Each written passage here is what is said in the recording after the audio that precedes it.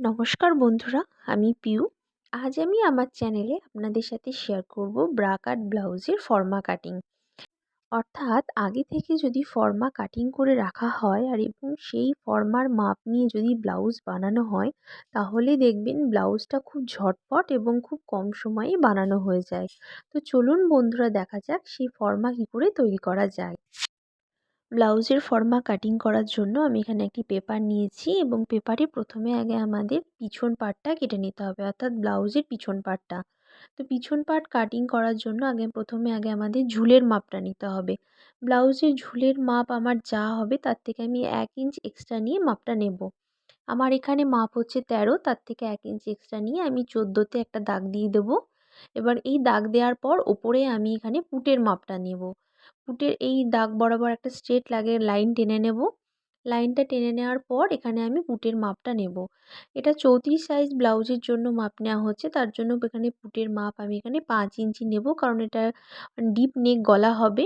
তার জন্য এখানে আমি এটা 5 ইঞ্চিতেই রাখবো।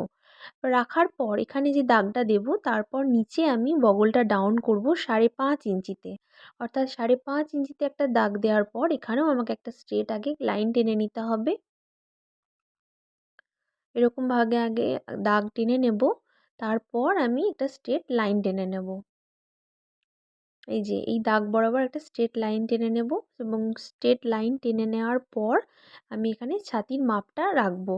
আর ছাতির মাপ আমার যা হবে তার থেকে আমার 4 দিয়ে ভাগ করে আমি যেটা বেরোবে সেটাই রাখবো, অর্থাৎ 17কে আবার ফিতে দিয়ে ভাগ করে নিয়ে 8.5 বেরোলো, অর্থাৎ 34-এর 1 ভাগ, অর্থাৎ 34কে 4 ভাগ করলে যেটা বেরোবে সেটা। তারপর আমি এখানে একটা স্ট্রেট লাইন টেনে দেবো আরেকটু।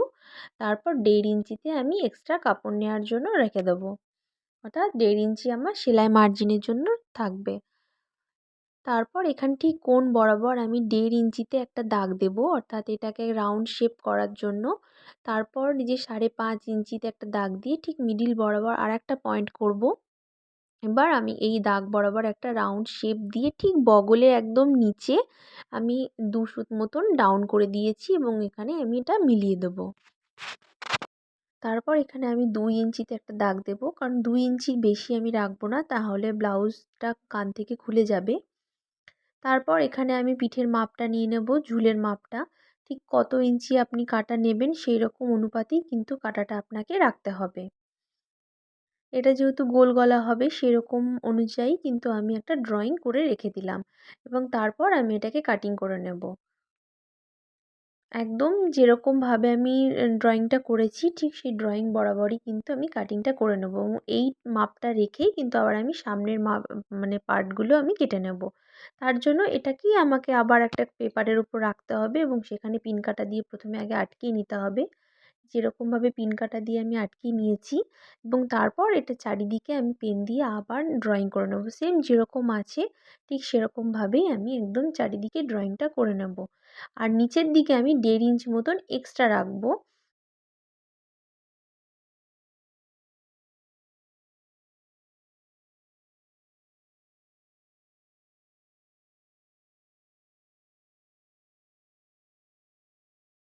নিচের দিকে যে বেল্টের মাপটা বেরোবে সেই বেল্টের কাপড়ে যাতে আমাকে এক্সট্রা করে কোনো পুঁটি বসাতে না হয়, তার জন্য আমি এখানে 1.5 ইঞ্চ মতন এক্সট্রা নিচ্ছি। আপনারা চাইলে 1 ইঞ্চি এক্সট্রাও নিতে পারেন।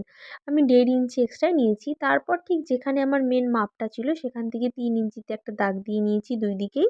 দিয়ে বেল্টের একটা দাগ দিয়ে নিতে হবে। আগে প্রথমে বেল্টের মাপটা বার করে নিতে হবে, তারপরে অন্য পার্টগুলো বার করব। এখানে গলার লম্বাটা রেখেছি 6 ইঞ্চিতে এবং চওড়াটা রেখেছি 2.5 ইঞ্চিতে এবং সেই মাপ বরাবর একটা রাউন্ড শেপ করে গলার কাটিংটা আগে করে নেব। একদম স্ট্রেট লাইন টেনে মিলিয়ে দেবো এবং একটা রাউন্ড শেপ দিয়ে নেব। এই রাউন্ড শেপটা দিয়ে নেওয়ার পর তারপরে আমাকে বাকি পার্টগুলো দাগ দিয়ে নিতে হবে।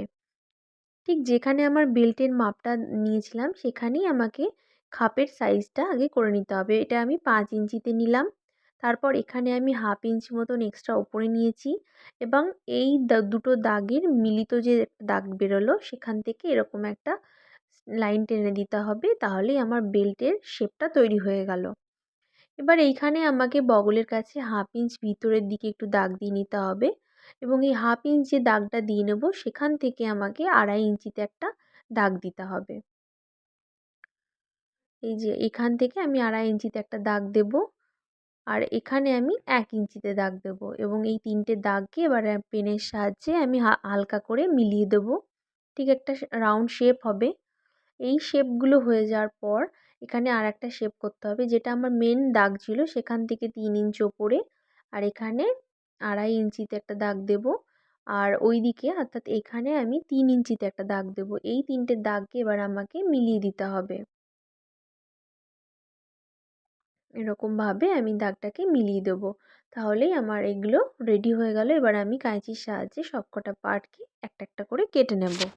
কাঁচির সাহায্যে যখন আপনারা কাটবেন তখন কিন্তু অবশ্যই ভালো করে খেয়াল রেখেই কিন্তু কাটিংটা করবেন। এখানে যে আমার মেন মাপটা নিয়েছিলাম বেল্টের, সেটা কিন্তু আমি কাটবো না। একদম নিচে যে 1.5 ইঞ্চি এক্সট্রা নিয়েছিলাম ঠিক সেটাকেই রেখেই আমি কাটিংটা করব।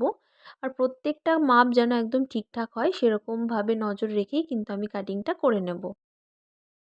সবকটি পার্ট কাটিং করে নেওয়ার পর এই যে পার্টটা বেরোলো এটাকে আমি আবার একটা পেপারের উপর রাখবো এবং পিন কাটার সাহায্যে আটকে নিয়ে চারিদিকে একটা দাগ দিয়ে নেব, যাতে আমার বুঝতে সুবিধা হয়। এরকম ড্রয়িং করে নেওয়ার পর ঠিক ওপরের দিকে আমি এটার 1/2 ইঞ্চ মতন বাড়িয়ে নেব। এটা কিন্তু সব রকম খাপের সাইজের জন্যই কিন্তু একই নিয়ম, অর্থাৎ তারপর এদিকেও 1/2 ইঞ্চি আর এদিকে আমি বাড়িয়ে নেব 1 ইঞ্চি। আপনারা চাইলে একের থেকে একটু বেশিও বাড়িয়ে নিতে পারেন। এদিকেও 1 ইঞ্চি বাড়িয়ে নেব। এবার এই দাগগুলোকে আমি মিলিয়ে দেব। এটাকে আমি এরকমভাবে মিলিয়ে দেব, আর এটাকে ঠিক একটা রাউন্ড শেপ বরাবর মিলিয়ে দেব। এই কটা মাপ হয়ে যাওয়ার পর এবার আমাকে নিচের দিকে বাড়িয়ে নিতে হবে। নিচের দিকে এখানে যেখানে বাড়িয়েছিলাম 1 ইঞ্চি সেখানে আমি 1/2 ইঞ্চ মতন এটাকে ডাউন করে নেব। এদিকেও আমি সেম একই রকমভাবে 1/2 ইঞ্চ মতন ডাউন করে নেব। এই ডাউন করে নেওয়ার পর নিচে আমাকে 1 ইঞ্চি মতন ডাউন করতে হবে। নিচে 1 ইঞ্চিতে দাগ দেওয়ার পর এই 3টে দাগকে একটা রাউন্ড শেপ বরাবর মিলিয়ে দিতে হবে।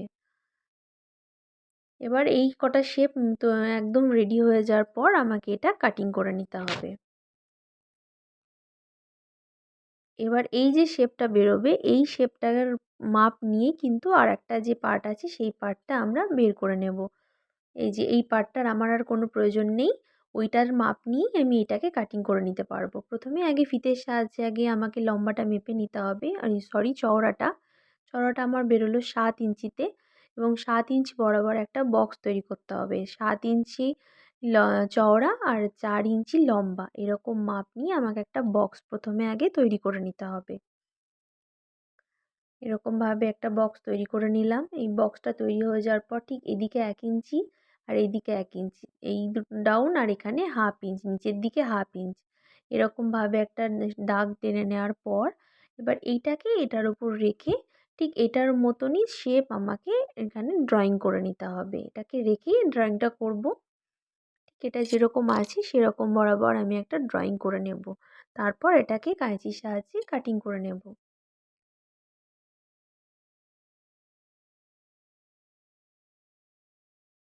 এখানে আমার প্রত্যেকটা মাপ একদম কাটিং করা রেডি। এবার আমি পিছন পার্টে অর্থাৎ ব্লাউজের যে পিছনের গলার কাটিংটা ছিল সেটা আমি কেটে নেব। এটা আমি একটা জাস্ট একটা নর্মাল একটা মাপ বরাবর আমি কেটে রাখলাম। আপনারা যখন এই ফর্মা বসিয়ে যখন ব্লাউজ কাটিং করবেন তখন কিন্তু আপনারা আপনাদের চয়েস মতন মাপ নিয়ে কাটিংটা করে নেবেন। এখানে আমার সবগুলোই রেডি। এবার আমি ব্লাউজের পিসে এটাকে কি করে কাটিং করতে হয় সেটা আমি দেখাবো। এখানে একটা নরমাল একটা ব্লাউজ পিস অর্থাৎ ব্লাউজের যে লাইলিন হয় সেটার উপর বসিয়ে আমি সব মাপগুলো রেখে একটা একটা করে প্রথমে আগে ড্রয়িং করে নেব এবং ড্রয়িং করে নেওয়ার পর তারপরে এটাকে কাটিং করে নিতে হবে। আর অবশ্যই আপনারা যখন ফর্মা থেকে ব্লাউজ কাটিং করবেন তখন কিন্তু ফর্মাতে কিন্তু লিখে রাখবেন এটা কত নম্বর সাইজের জন্য ব্লাউজ বানাচ্ছেন। নাহলে কিন্তু ভুল হয়ে গেলে কিন্তু একদম গন্ডগোল হয়ে যাবে। এটাকে আমি কাটিং করে নেব এবং এটা কাটিং করে নেওয়ার পর মেন যে ব্লাউজের চিট থাকবে সেখানে এই লাইলিনটাকে বসিয়ে আমি কাটিং করে নেব। এটা কাটিং করে নেওয়ার পর এবার আমি হাতাটা কাটিং করে নেব। হাতাটা আমি এরকমভাবে মাপ নিয়ে তারপর ঠিক যেরকম মাপ নেওয়ার দরকার ঠিক সেরকম নিয়েই আমি কাটিংটা করে নিচ্ছি। হাতা কী করে কাটিং করতে হয় আমার চ্যানেলে অলরেডি আপলোড করা আছে, আপনারা চাইলে সেখানে গিয়েও দেখে নিতে পারেন। এইগুলো সব একদম কাটিং করা হয়ে গেল। এবার আমি মেন যে ব্লাউজের কাপড় আছে সেখানে বসিয়ে আমি এটা কাটিং করে নিচ্ছি। মেন যে ব্লাউজের পিসটা আছে সেটা কিন্তু আমি একটু বড়ই রেখেছি, কারণ যখন আমি ব্লাউজের পিসে যখন লাইনিংগুলো লাগাবো তখন কিন্তু যাতে কোনো সমস্যা না হয় সেই জন্য এরকম বড় রেখেছি। তো এখানে আমার প্রত্যেকটা পার্ট একদম কাটিং করা রেডি। ভিডিওটি কেমন লাগলো অবশ্যই আমাকে কমেন্টে লিখে জানাবেন, আর আমার চ্যানেলটিকে অবশ্যই সাবস্ক্রাইব করে আমার সঙ্গে থাকবেন। ধন্যবাদ।